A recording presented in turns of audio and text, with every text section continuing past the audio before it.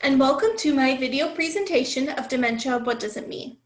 My name is Kristen Fleming, and I'm the Regional Coordinator for Education and Training Services for the Alzheimer's Disease Caregiver Support Initiative at the Center for Neurobehavioral Health at SUNY Plattsburgh. We are supported by a grant from the New York State Department of Health to provide services to dementia caregivers in 6 counties: Clinton, Essex, Franklin, Hamilton, Warren, and Washington. We offer individual care consultations, support groups, respite, memory cafes, educational programming, and a wandering service called Project Lifesaver. These services are free and open to the public. Now today, I'm here to talk to you about some of the different types of dementia. So what is dementia? Well, it's an umbrella term for many different diseases, and it's in general the loss of thinking, remembering, and reasoning, or cognitive functioning. There's also a decline in behavioral abilities that affects a person's daily life. Everyone loses neurons as they age. However, people with dementia lose these neurons at a much faster rate. Dementia is common as people get older. However, it is not a normal part of aging. In order for a person to be diagnosed with dementia, they need to have 2 or more core mental functions impaired. These could include memory, language, visual perception, or the ability to focus or pay attention. A person must also have loss of brain function that prevents them from doing everyday tasks. The causes and symptoms of dementia can vary depending on the form of dementia that a person has. Dementia can show itself in 2 ways. It can resemble a medical condition where once the condition is found and treated, the memory problems go away. This includes normal pressure hydrocephalus, which is the buildup of fluid in the brain, side effects of medication, depression, some vitamin deficiencies, drinking too much alcohol, brain tumors, head injuries, and thyroid, kidney, or liver problems. Or it could be a neurodegenerative disorder to which there are no cures for. These include Alzheimer's disease, frontotemporal dementia, Lewy body dementia, vascular dementia, or mixed dementia. These all cause progressive, irreversible decline in memory and behavioral abilities. Medication can help slow the disease for some, such as Alzheimer's. However, they cannot stop the disease or help the person get back what has already been lost. A lot of people will ask me, what is the difference between dementia and old age? Well, suffering from some of the symptoms of dementia, such as decreased focus, lack of motivation, or decreased memory, does not always mean that you have dementia. These can be normal signs of aging or even depression. One of the biggest differences between aging and dementia is the rate of the decline. With normal aging, the mental decline is more slow and gradual, whereas with dementia, it's more rapid and sudden. Forgetting a word here and there can be a sign of normal aging, whereas having frequent pauses in speech, calling things by the wrong name, or having a hard time understanding speech could be a sign of dementia. In normal aging, people can usually remember times when their memory failed and they could express frustration about it. Think about the time you lost your keys or got to the grocery store only to forget what you were there for. With dementia-related memory loss, though, the person may not be able to remember the times where their memory failed them, and they may not acknowledge it unless they're asked. The inability to remember recent conversations or events is not a normal sign of aging, and it can be normal aging for a person to have difficulty remembering the directions to get to an unfamiliar place or to do a new task. However, it could be a sign of dementia if a person gets lost in a familiar place or has trouble doing something that they have done their whole lives. Losing social skills is also not a normal part of aging. Some changes in social skills that could indicate dementia include decreased interest in socializing, the inability to speak to others, or an increase in socially inappropriate behaviors. The signs and symptoms of dementia can vary from person to person, and the severity depends on the type of dementia that they have. However, normal aging symptoms include a slower recall speed, decreased problem-solving abilities, slower reaction time, decreased attention span, decreased concentration, decreased learning speed. So how is dementia diagnosed? When the symptoms first appear, doctors are going to look to see if there is another cause, such as depression, vitamin deficiency, or normal pressure hydrocephalus. Ruling out these reversible dementias is one of the reasons why early diagnosis is so important. The medical assessment for dementia can include a patient history. This is where the doctor will usually go over the patient's medical history as well as family history. They may ask if there was anyone with dementia in the family. The doctor will also want to know about when the symptoms started, as well as if there have been any behavior or personality changes. They will go over medications you're currently taking as well to help rule out any side effects that could be causing the memory loss. Then the doctor will do a regular physical exam. They'll take your vitals, including blood pressure, as this can help rule out any other conditions that could be causing the dementia and that could be treatable. The doctor will do a neurological test. This will look at things like your balance, reflexes, vision and eye movements, and sensory functions to help rule out any other conditions that could be causing the dementia. Cognitive and neuropsychological tests can include tests for the person's memory, problem-solving skills, attention, language, as well as other skills regarding mental functioning. These are usually pen and paper tests. Lab tests such as blood and urine tests will also help to rule out other possibilities. Sometimes doctors will do brain scans to let the doctor see if there have been any strokes or tumors or other problems in the brain that could cause the dementia. They'll also look for any changes in the brain structure or functions. There are 3 types of scans that are commonly used: CT scans, which use X-rays to give images of the brain and other organs; MRIs, which use magnetic fields and radio waves to show detailed images of tissues, organs, bones, and nerves; and PET scans, which use radiation to show pictures of brain activity. Your doctor will also most likely do a psychiatric evaluation to help rule out depression or other mental health conditions, and they may consider doing genetic tests. Some forms of dementia are caused by a genetic defect. In families where this is the case, there are genetic tests to allow people to find out if they're at a higher risk for dementia. Now I'm going to talk about some of the specific types of dementia. So Alzheimer's disease is the most common. It's the one that most people are familiar with. It is a progressive, irreversible brain disorder that destroys a person's memory and thinking skills. Most people show symptoms in their 60s, and this is called late onset. However, symptoms can occur as early as a person's 30s, and this is called early onset, but it's rare. Alzheimer's disease is caused by plaque and tangles in the brain, along with the loss of connections between nerve cells or neurons in the brain. These neurons send messages between different parts of the brain and then the brain to muscles and organs throughout the body. It's estimated that more than 5 million Americans have Alzheimer's disease, and it's expected that this number will grow as the baby boomer generation continues to age unless a cure or treatment is found. The amount of time that a person can live with Alzheimer's disease varies from person to person. For some people, it's as little as 3 to 4 years, while for others, it could be as long as 10 or more years. Age is the #1 risk factor for Alzheimer's disease. 1 in 10 people over the age of 65 have Alzheimer's disease, and once a person reaches 85, the odds jump up to 1 in 3. Scientists believe that when it comes to late onset Alzheimer's, genes, lifestyle, and environment all play a part in developing the disease. With late onset Alzheimer's disease, there may be a link between a specific gene on one of the chromosomes that seems to increase the person's risk. However, having this gene does not mean that a person will definitely get Alzheimer's disease, as there are some individuals who have the gene and have never developed Alzheimer's, and others who don't have the gene and do go on to develop Alzheimer's disease.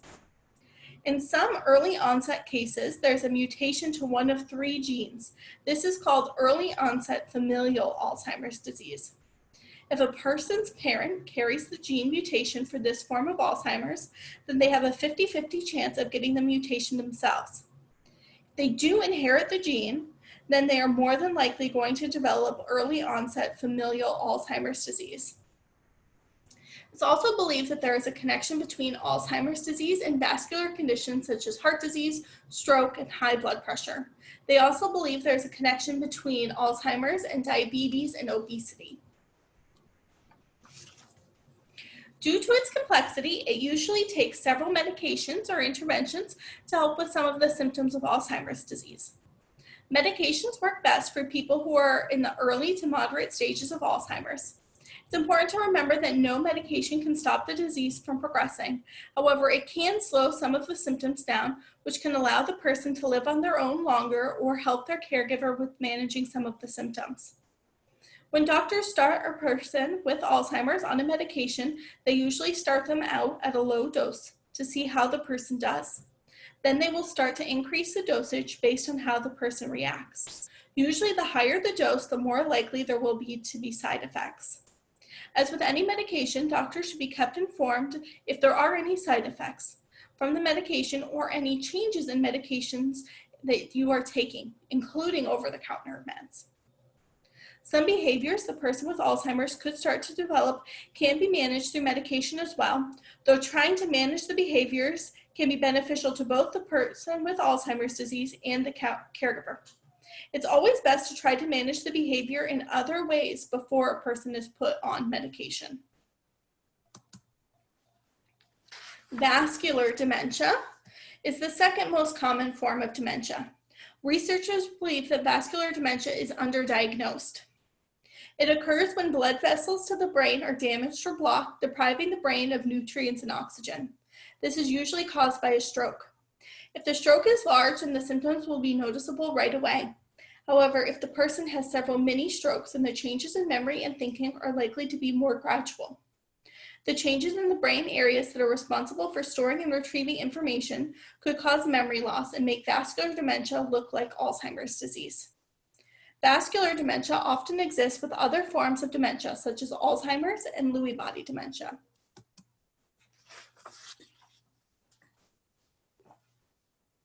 Because it depends on what part of the brain is affected by the blood vessel damage, the symptoms of dementia can vary. The change in memory may or may not be significant. Usually the symptoms of vascular dementia are most noticeable right after the stroke. The symptoms of vascular dementia could happen at the same time as the well-known stroke symptoms, such as sudden headache, difficulty walking, numbness or paralysis on one side of the body. But when there are mini strokes, the symptoms may not be noticeable right away, and there could be a more gradual change in thinking and memory. This could include poor planning and judgment skills, uncontrolled laughing or crying, decreased attention span, decreased functioning in social situations, and difficulty finding the right words. Usually vascular dementia is treated with medication to help prevent strokes.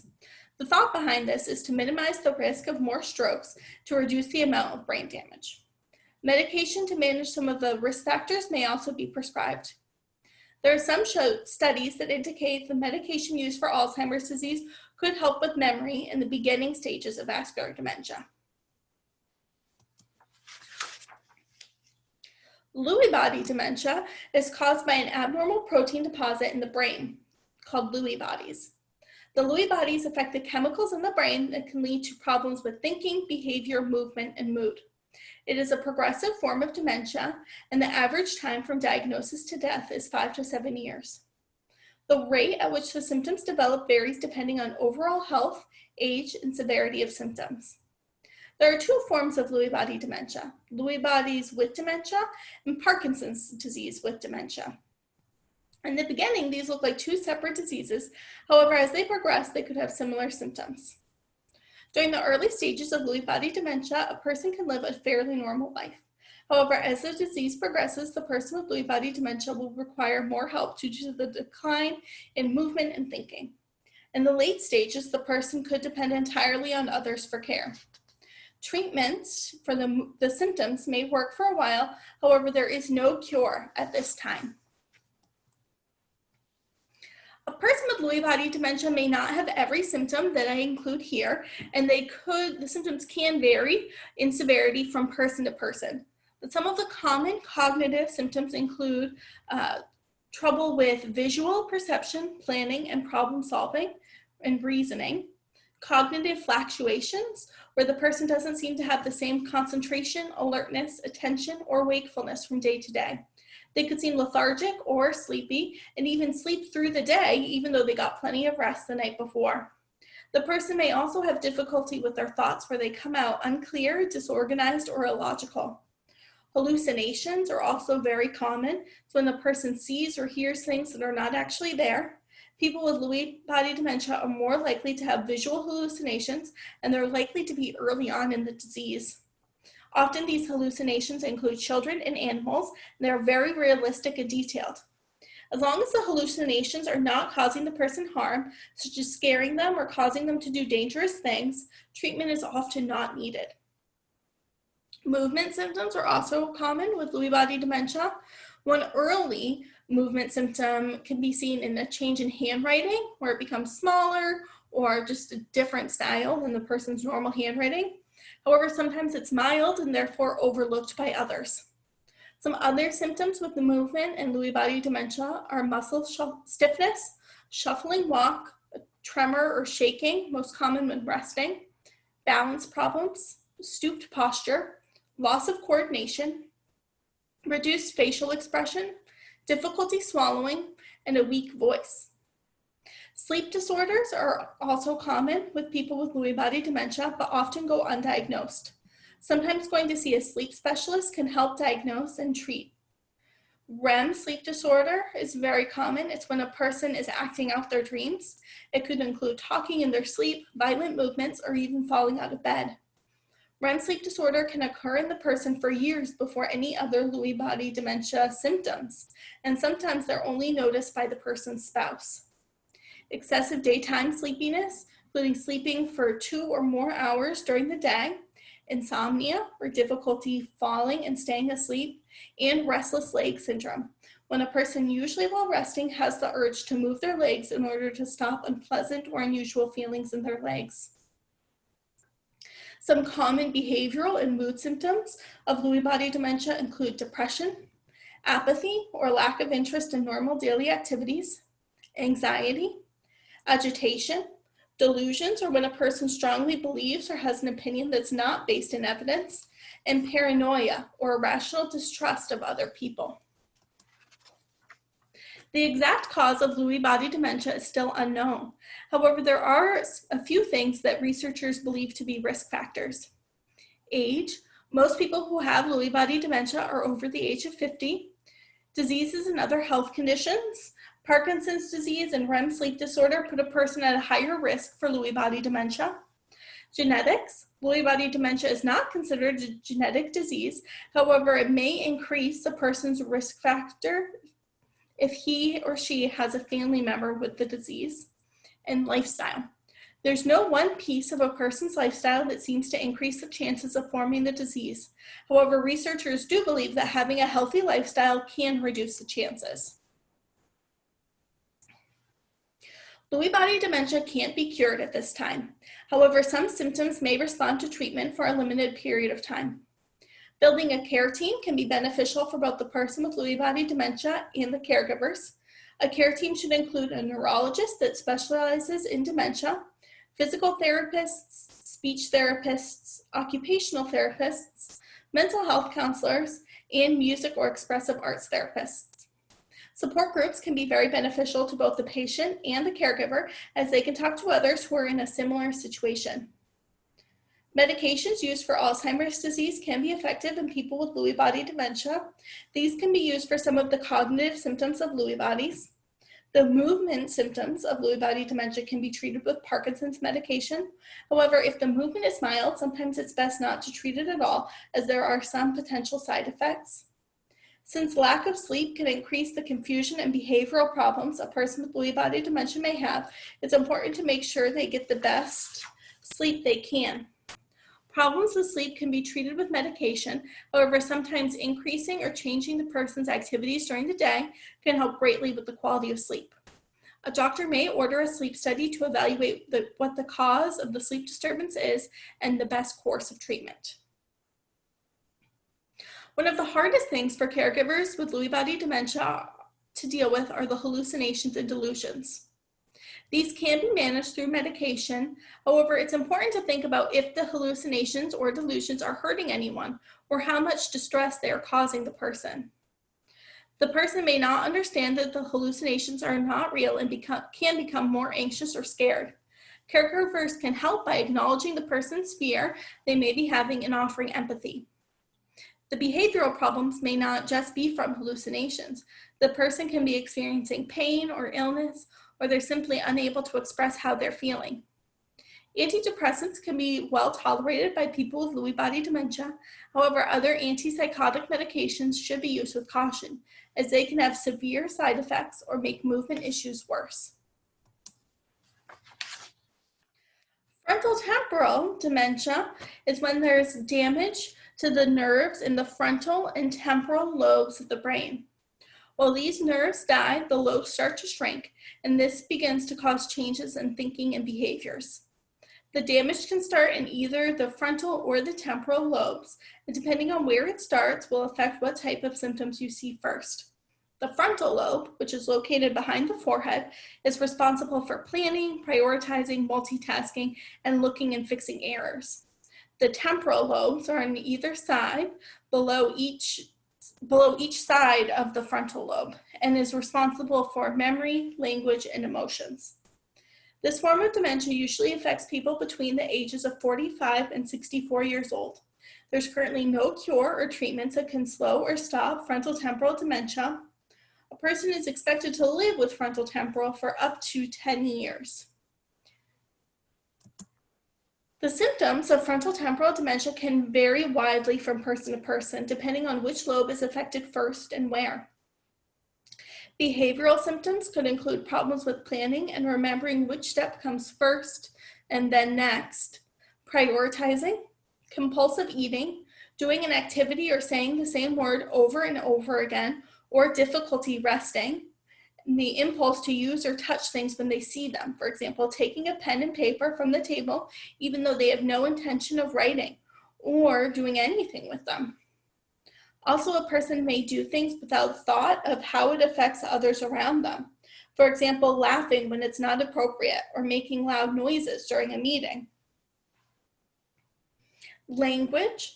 A person may start to have difficulty using or understanding the words but can physically say them, or they can understand the words but have difficulty saying them, for example, slurring when they talk.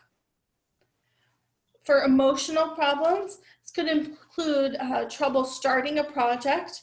However, they might be able to participate in a project if someone else does the planning for them.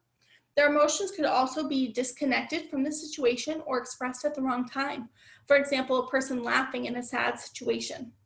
They begin to have a difficult time reading social cues from people around them, or they start to lack the ability to understand how other people are feeling and empathize with them.